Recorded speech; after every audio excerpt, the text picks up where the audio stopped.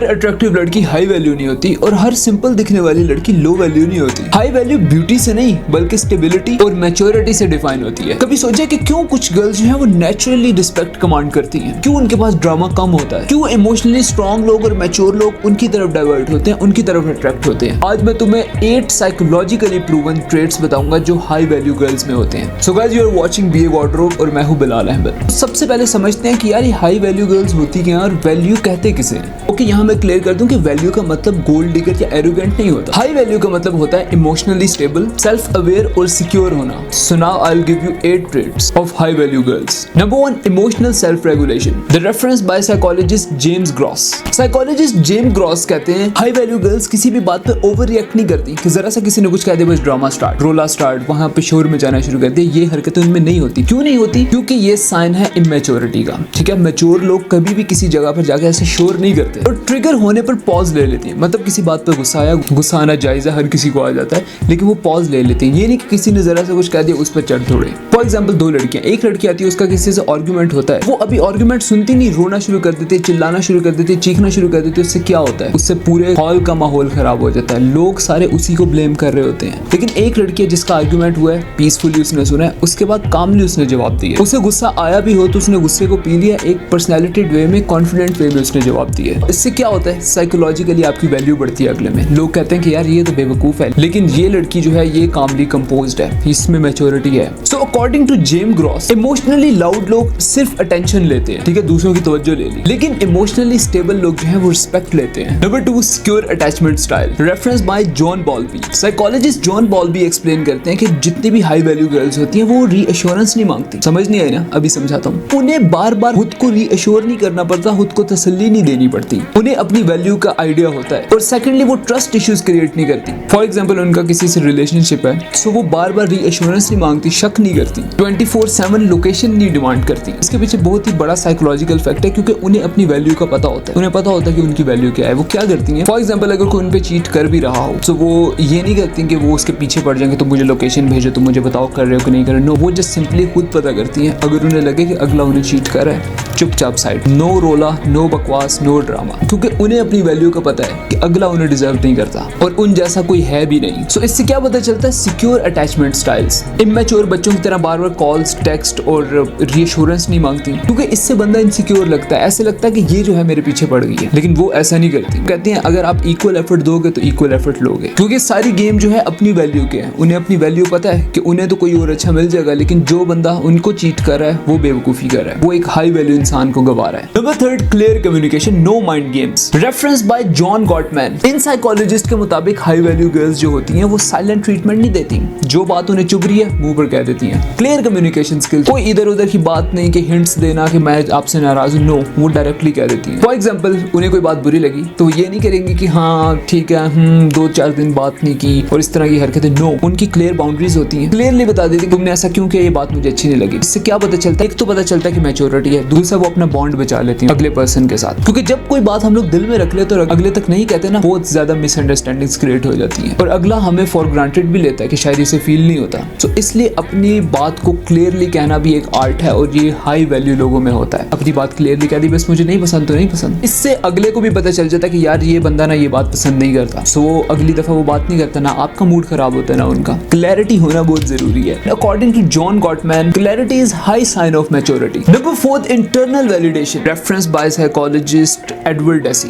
वो ये एक्सप्लेन करते हैं कि इस टाइप की गर्ल्स जो होती हैं वो हमेशा मेल ऑडियंस पर डिपेंड नहीं करती, उनकी अटेंशन उन्हें नहीं चाहिए होती। हाँ ठीक है, उनको किसी की तरफ अट्रैक्शन हो जाती है, लेकिन वो कोई एक ही होता है। ये नहीं कि जहाँ भी जाए उन्हें मेल से अटेंशन चाहिए। आप मुझे खुद बताओ, जो लड़कियां ऐसा करती हैं कि जहाँ भी जाए उन्हें मेल्स की अटेंशन चाहिए, आप खुद बताओ कि लोग उनके बारे में क्या कहते हैं, कमेंट्स में बताओ। जो जहाँ भी जाए वो चाहती हूँ कि हर लड़का उन्हें देख रहा हो, आप खुद बताओ उनके बारे में क्या होता है। क्या उन्हें कोई हाई वैल्यू मानता है? नहीं, बिल्कुल नहीं मानता, क्योंकि लड़की जो है वो एक कंपोज्ड पर्सनैलिटी है। जितनी ज्यादा वो रिजर्व्ड और कंपोज्ड होगी उसकी रिस्पेक्ट होगी। लेकिन लड़का इसका उल्टा है। लड़का अगर बोल्ड होगा, बाहर कम्युनिकेशन स्किल्स करेगा, वो ज्यादा अट्रैक्टिव लगता है। कि मर्द बना ही बाहर के लिए, सोशल इंटरेक्शंस के लिए, लेकिन लड़की इसके लिए नहीं बनी। जितनी ज्यादा गर्ल रिजर्व, काम से काम, कंपोज्ड पर्सनैलिटी, उतनी ज्यादा अट्रैक्टिव। सो हाई वैल्यू गर्ल्स को सिर्फ एक ही बंदे से अटेंशन चाहिए, तो जो उनका पसंदीदा मर्द होता है। इसके अलावा नहीं कि हर बंदा उन पर लाइन मार रहा हो, वो उन्हें लाइन दे रही हो। इस तरह से आपको पता है कि कभी भी हाई वैल्यू गर्ल्स नहीं करती, लो वैल्यू गर्ल्स ये काम करती हैं। एंड सेकेंडली, सोशल मीडिया से अपनी सेल्फ वर्थ को अटैच नहीं करती। सोशल मीडिया अकाउंट्स उनके उनके होते हैं,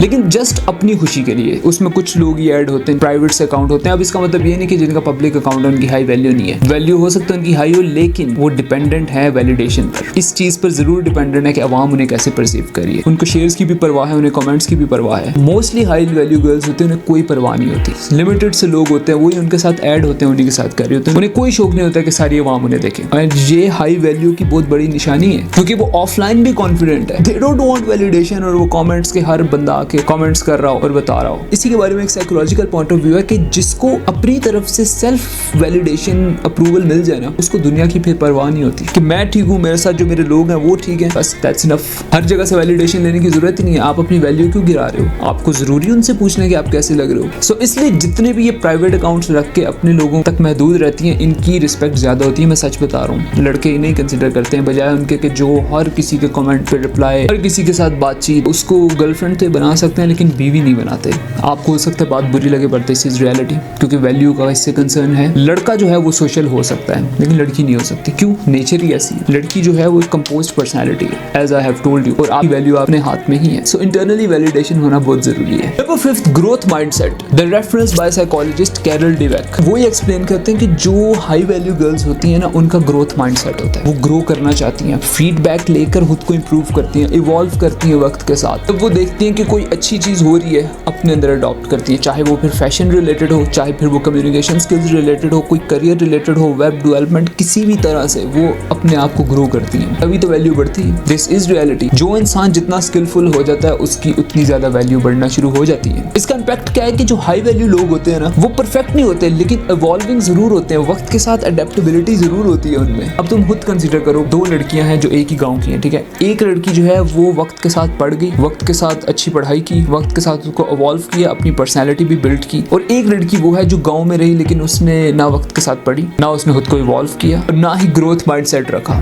तो बताओ कौन आगे जाएगा? किसके लिए ज्यादा अच्छे प्रपोजल्स आएंगे? किसको लाइफ के अंदर ज्यादा अच्छी अपॉर्चुनिटीज मिलेंगी? और यहाँ से फिर मुझे बताना कि ग्रोथ माइंडसेट कितना जरूरी है। ठीक है, एक नेचुरल सी रिस्पेक्ट होती है हर इंसान के लिए कि पर्सन टू पर्सन हम रिस्पेक्ट करते हैं, लेकिन कुछ फीचर्स ऐसे होते हैं इंसान के जो हमें मजबूर कर देते हैं उसकी रिस्पेक्ट करने पे। Number 6, strong boundaries. Reference by psychologist Brene Brown. उनके मुताबिक जितनी भी हाई वैल्यू गर्ल्स होती हैं उन्हें नो बोलना आता है, ना करनी आती है, हर चीज में हाँ नहीं कर देती घबरा के, क्योंकि उन्होंने एक बाउंड्री सेट कर ली होती है कि बेटा यहाँ तक मजाक है, इससे आगे नहीं आना। वो ऐसा क्यों करते हैं? क्योंकि लोग बाउंड्रीज ब्रेक करते हैं, बिलो द बेल्ट बात करते हैं, उससे आपकी वैल्यू कम होती है। कोई आपके साथ घटिया मजाक करे तो आपकी वैल्यू नहीं कम होगी, बिल्कुल कम होगी, इसलिए ना उन्हें करना आता है। एंड सेकंडली, हर किसी को एक्सेस नहीं देते, हर कोई उन तक नहीं पहुंच सकता। अब साइकोलॉजिकली समझो, जो चीज रेयरली अवेलेबल हो, बड़ी मुश्किल से हासिल होती है, उसकी वैल्यू ज्यादा होती है बजाय उसके जो आसानी से मिल जाए। मतलब थोड़ा सा तुमने उसे देखा है और उसने लिफ्ट करानी शुरू कर दी, तो मजा तो नहीं आया ना। मजा तो ये आता है अगला आपको किसी कुत्ते की तरह थोड़ा जलील करे, ठीक है, आपको अपने पीछे भगाए, आपको थोड़ी मेहनत करनी पड़े, तब जाके होता है। सो वो अपनी वैल्यू कैसे बढ़ाती है? सबको एक्सेस नहीं देती, बहुत लिमिटेड से लोगों को एक्सेस होती है। Number 7, calm nervous system, low drama energy. हर चीज में ड्रामा नहीं। Reference by Stephen Porges. According to Stephen Porges, जितनी भी हाई वैल्यू गर्ल्स होती हैं वो ड्रामा या सीन नहीं क्रिएट करती, स्ट्रेस में भी कंपोज रहती हैं। एक लड़की थी अलीना और एक मरियम। अलीना के पास एक लड़का आया, उसने उसे प्रपोज किया, अपनी फीलिंग्स को कन्फेस किया,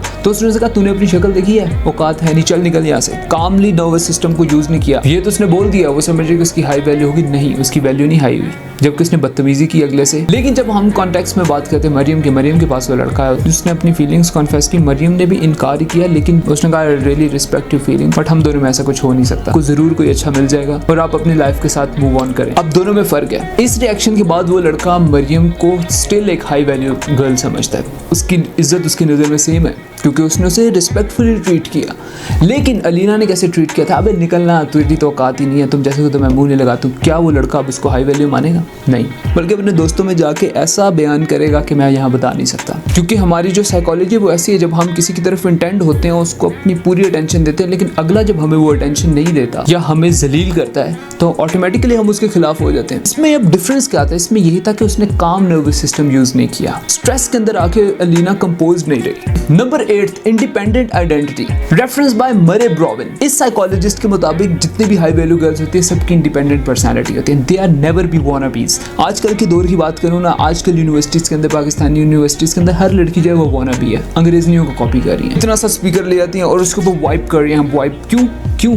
आपको क्यों वो बनना है? आप अपनी पर्सनैलिटी कैरी करो ना। आप क्यों ऐसे क्रिंज हरकतें कर रहे हो उस तरह के बनने के लिए? आप नहीं वो लगोगे क्योंकि आप वो नहीं हो। उसने ये किया तो मैं भी ये कर लूं। ये कोई अडेप्टेबिलिटी नहीं है, ये क्रिंज हरकत है। ये आप अपनी पर्सनैलिटी को पूरा चेंज करो। जब आप अंदर से उस चीज पे खुश नहीं हो तो आप दिखाने के लिए क्यों ऐसी हरकतें कर रहे हो? हाई वैल्यू गर्ल्स क्या कहती हैं? अपनी पर्सनैलिटी पर स्टैंड करती हैं। उन्हें कोई चीज नहीं पसंद तो नहीं पसंद, चाहे उस सारी दुनिया को पसंद हो। भाई नहीं पसंद ना उन्हें, वो क्यों करे? उन्हें कोई चीज ठीक नहीं लगती तो नहीं लगती। उनकी कुछ सेल्फ बाउंड्रीज है तो है, चाहे दुनिया कर रही हो उन्हें नहीं फर्क पड़ता। किसी भी चीज के अंदर वो मर्ज नहीं एकदम हो जाती ऐसे, तो वरना हर इंसान आइडेंटिकल हो जाएगा। सब एक जैसे हो गए तो आप में यूनिकनेस क्या रहेगी? जरूरी तो नहीं कि आप ही दूसरों के लिए चेंज हो, कोई और भी तो आपके लिए चेंज हो। हाँ, कुछ चीजों के अंदर कॉम्प्रोमाइज जरूरी है। आप भी चेंज करो, अगला भी करेगा, लेकिन अपनी एक सेल्फ वर्थ बढ़ाने के लिए अपनी पर्सनैलिटी पे स्टैंड करो। सो ये 8 साइकोलॉजिकली प्रूवन ट्रेट्स हैं हाई वैल्यू गर्ल्स की। इसमें से कई आप में भी होंगे, लेकिन इसका मतलब ये नहीं कि अगर कोई 1-2 नहीं आप में तो आपके यहाँ हाई वैल्यू नहीं है। आप उन्हें अडॉप्ट कर सकते हैं। आप उन्हें अडॉप्ट करें, आई गारंटी यू कि आपकी वैल्यू इतनी हो जाएगी आप यहाँ आकर कमेंट करोगे। अगर तुम खुद को इमोशनली ग्रो करो तो ऑटोमेटिकली मैच्योर लोग आपको अट्रैक्ट करेंगे, आपको बहुत ज्यादा अपॉर्चुनिटीज मिलेंगी। सो ये थी आज की वीडियो। नेक्स्ट वीडियो किस टॉपिक पे होनी चाहिए कमेंट कीजिए और मुझे सब्सक्राइब भी कर लीजिए। मिलते हैं नेक्स्ट वीडियो में, तब तक के लिए बाय।